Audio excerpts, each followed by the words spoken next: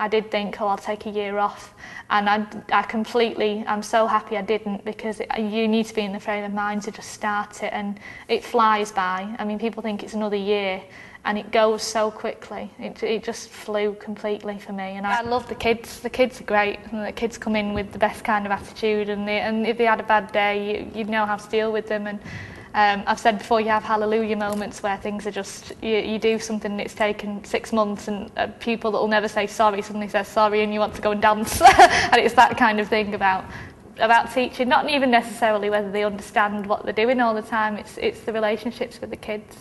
I think behaviour management's a big one that I wouldn't have had beforehand, and the experience in different schools. And then developing your own subject skills as well, because I think everybody thinks they've done a degree so they know everything, but learning how to teach what you know, because it's how you teach what you know, because obviously when you've learnt it, you're on a degree and you're not an 11-year-old pupil.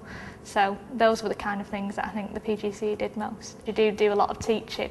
You've got a lot of support though, and I think that's the thing that came through the most, is that you're very supported while you're on the PGCE. But the main challenge, I think, is balancing. It's the work balance and how you deal with it. My personal tutor came in and observed me and gave me some guidance, and the actual people in the school as well, because it's all the secondary partnership. They're all linked into the university, and they know the structure of the course, they know what you've got to do as well. So in each school you have your mentor that just goes through everything with you, and they've done it 10 times before, so they know the paperwork as well. And it's quite nice knowing that you're not just going into school and they're expecting you to teach, and then you've got your tutors expecting you to write essays. Everybody knows the whole cycle and what you've got to go through. You tend to, if you are quite creative, you tend to just do it instinctively. And if somebody says that doesn't look right, you change it. Whereas with pupils, you've got to think how you develop it and how they understand. And it was nice being in that environment, because a lot of the time it was our tutor basically teaching us how to teach children, and she'd do it in a very similar way. So she'd ask us to get the materials out, how she'd organise us, and you tend to find out how you'd actually teach it in a classroom scenario, which is really nice actually, because you're not used to it. You tend to be quite independent when you're being creative, and you've got to think like a pupil, which is nice.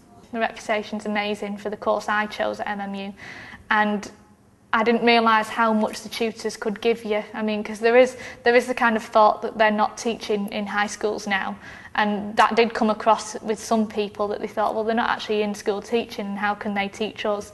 But I mean, the tutors that I had so much experience as head teachers, head of department, as a normal teacher in school, in all different kinds of schools.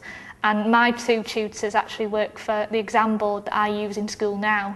So I've been on courses and seen them, and they teach you all about everything. I mean, we knew things about the art GCSE before it even came out, because they were working on it with the exam board. And that you can't really buy that kind of experience.